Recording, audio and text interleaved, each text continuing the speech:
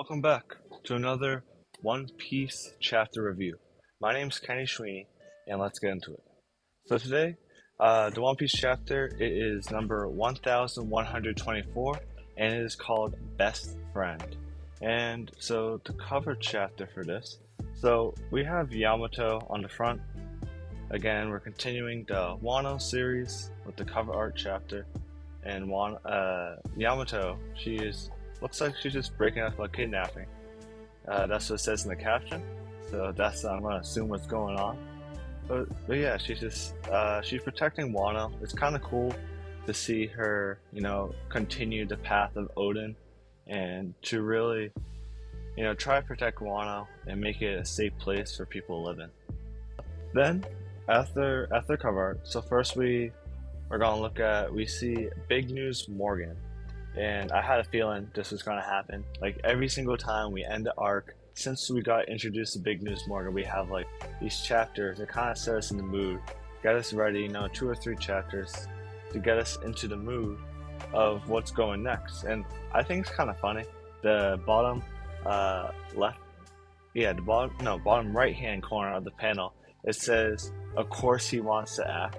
And everybody knows at this point it's basically we're going to see him every single time a major conflict ends or it's a gapway to the next section of the story. Anyways, we are seeing the inside. We see Big News Morgan, we see Vivi, and we see Walpole from Drum Island.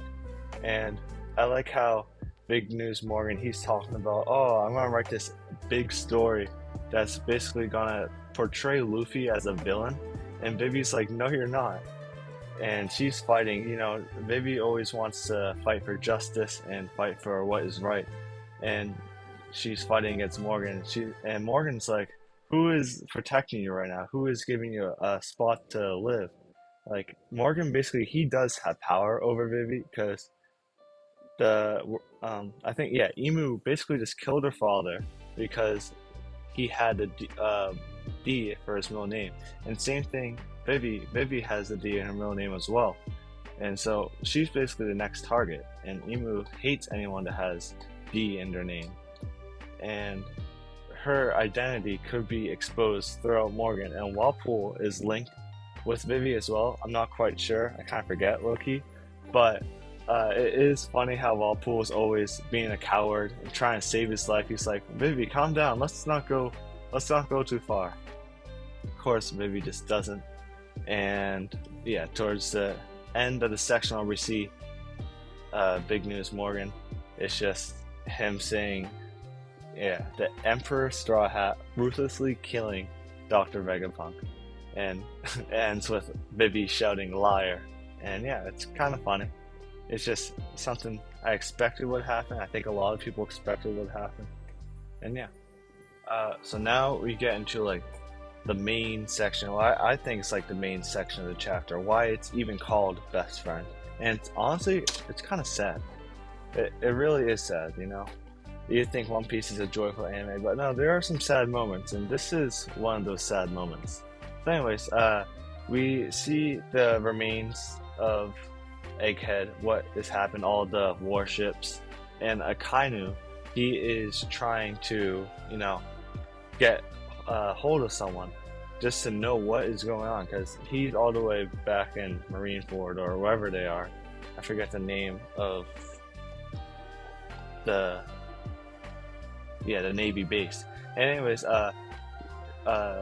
Kizaru, he responds. He picks up the transponder phone and he's like, what does he say? He says, "You're awful loud, huh?" And Kizaru's just going through it right now. And Akainu is yelling at him, like, what is wrong with you? Why are you picking it up? And Kizaru, he doesn't want to talk about it. He's upset. He's like, I'll let other people explain, when they're back up. I'm not really in the mood. And this is also kind of interesting right here. I knew that Akainu, they all have different names. Like Akainu's real name, no, not Akainu, sorry. Aokiji, his real name is Kuzan. And and same thing with Akainu and Kizaru, they have their own names. So Kizaru, his name is Sakazuki, which I thought that was pretty interesting. And Akainu, His name is trying to find it. Oh, I think no, never mind. Never mind. Sorry. Kizaru's name is Borsalino, and Akainu's name is Sakazuki, which is pretty cool. Something interesting. I'm definitely not gonna remember it, but it's just something I learned. I guess the more you know. Anyways, um, yeah. So Akainu is basically yelling at Kizaru, telling him, "Are you even trying? Like, what's wrong with you? Are you even putting any effort?" Because Akainu is just mad. He's always mad. He's an angry dude. And Kizaru responds to him, "Like, hey, Akainu, have you ever had to kill your best friend?" And this is where we get to a flashback.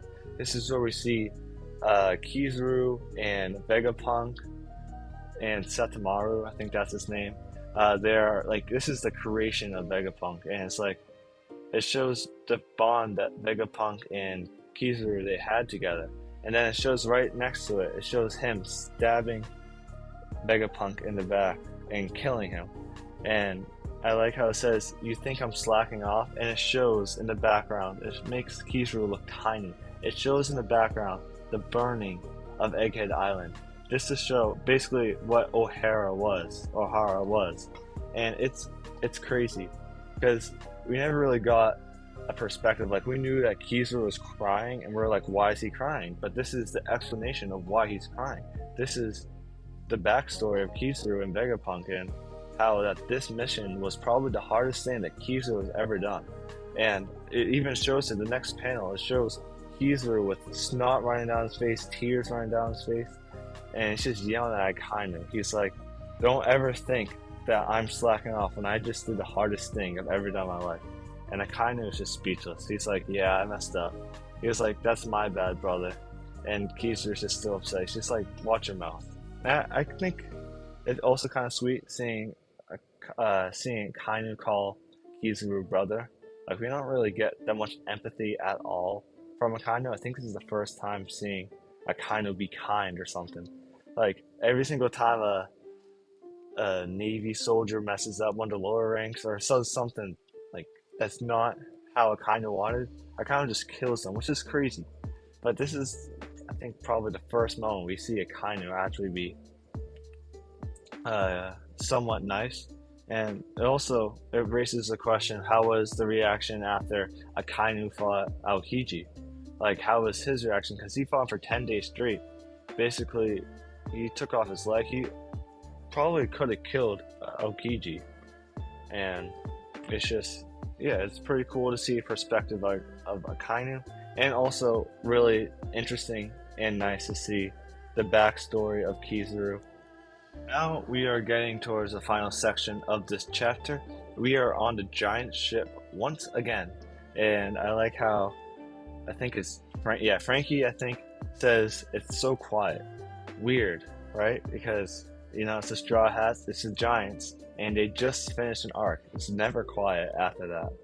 And they're just talking and about how Luffy's taken it really hard that Vegapunk had just died. Like, he couldn't save Vegapunk. That's how he feels. And Frankie, Jinbei, and Zoro, they're like, let's just be lucky we even survived. We just went through all this crap. We just fought all these people, had all this stuff happen all at once. Let's just be even happy that we somehow made it out alive. So once we're done seeing Jinbei, Frankie, and Zoro's perspective, we then see Lilith, right? She's awake. She finally awoke, and we see Usopp, Sanji, Nami, and Chopper. They're all around her to make sure she's okay, and they're like, "Oh, Lilith, you're awake." And she's like, "Huh, where am I?" She's confused. Last thing she remembers is just getting knocked out. I don't even know if she remembered the Giants coming. I don't know.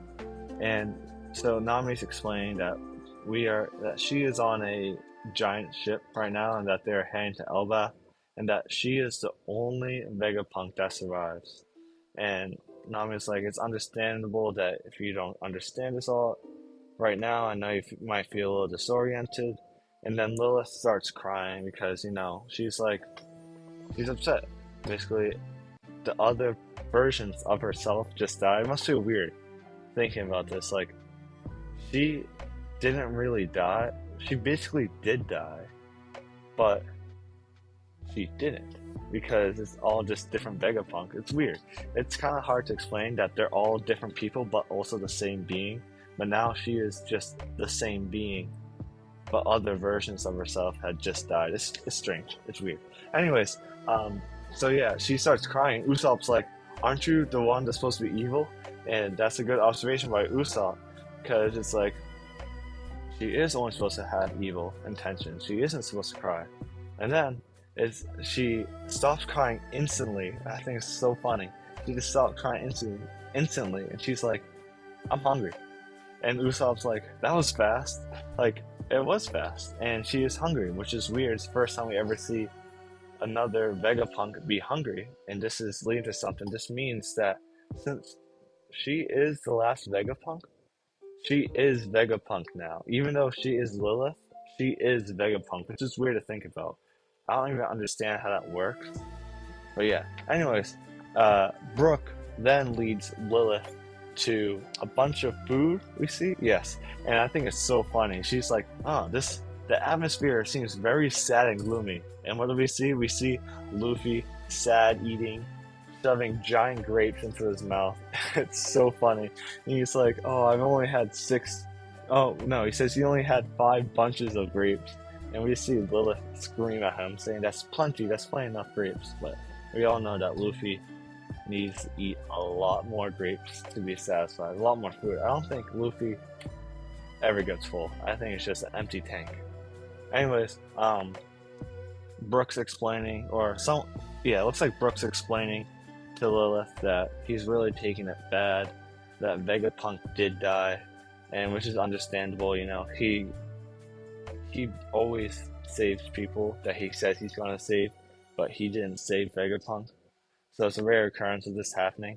And Lilith is like, although it is sad that you didn't save that Vegapunk, that just means that Vegapunk is not really dead. That Vegapunk's just into me now. So Lilith is all the Vegapunk, and it's confirmed right here. To put it simply, Lilith says that everyone is alive. So that's a good thing. That's happy. Everybody's alive. Although it's just the vessels that are dead. So the brain's still intact, the emotions, the feelings, everything's still intact, but it's just not old Gramps Vegapunk. It's Lilith Vegapunk, which is nice. And everybody in the ship's like, "What?" They're all confused, because this is so. It's kind of even hard to think about it now. Like, I'm struggling thinking about it.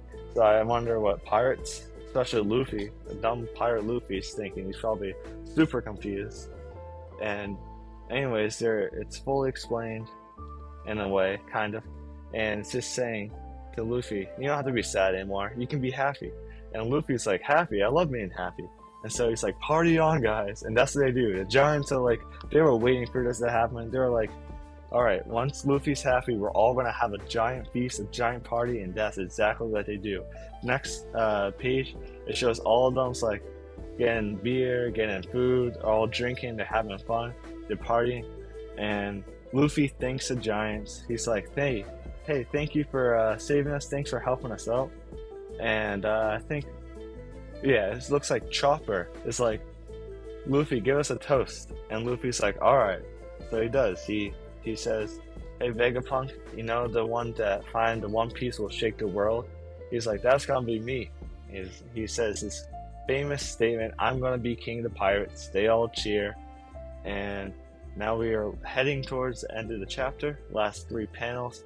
It's basically saying that the giant ship is heading back to the island of Elbaf. And next we see a shadowy figure. And who could it be? It's definitely Shanks. There's no way that is not Shanks. It looks he sits just like that, right? It's the same physique. He's drinking a bottle of rum or beer the way that Shanks always drinks a bottle of rum and beer. And Shanks is even saying, "Come on, then." Like, who else has greater hockey that could notice a faraway ship? Has to be Shanks. Only other thing that might be there is Rayleigh. But I'd be really surprised. I mean, maybe it could be Rayleigh. He could be on the island along with Marco. But I'm not. Honestly, I have no idea. I can't even. I think it's 100% Shanks though. It couldn't be. There's no reason why it wouldn't be, as that's his hometown. That's not hometown, but that's his island, his territory. But we'll see. We won't see next week though. We'll see 2 weeks later. As this week we have a break week, and it's so sad. I hate break weeks. I'm always excited for a new One Piece chapter to come out, and that's like what I do. I look forward to it every single week. Always talking about, always thinking about it. And it's sad. Now I have to wait 2 weeks for it, but it's alright. We'll get over it. We'll still have episodes. That's what I'm excited for. But yeah, that was chapter 1124 of One Piece. I really liked it. It was very informational. The first time reading it, I was like, oh, this isn't that much. It's like, oh, it might be a quick chapter. But then second time reading it, when I was jotting down notes for this video, I was like, wow, I didn't realize there was a lot of information really inside this chapter. It's not really information, just a lot of character development in a way. And also, we got a little extra backstory, which is pretty interesting. And of course, another shadowy figure at the end of the chapter. Oda always does that. It seems like every chapter there's this shadow figure that we have no idea who it is, and we have to guess and find out. Hopefully we'll find out soon. Hopefully we won't be teased. But yeah, I really enjoyed it. I give it 7 out of 10, like usual. It was a good chapter. I liked it. Nothing crazy. A nice little backstory added. But yeah. And that's it for this week. I will be releasing the new episode video when it comes out. Most likely Sunday or Monday. Not quite sure. That'll be episode 1117. And yeah, I'm Kenny Shireen. Thank you for watching.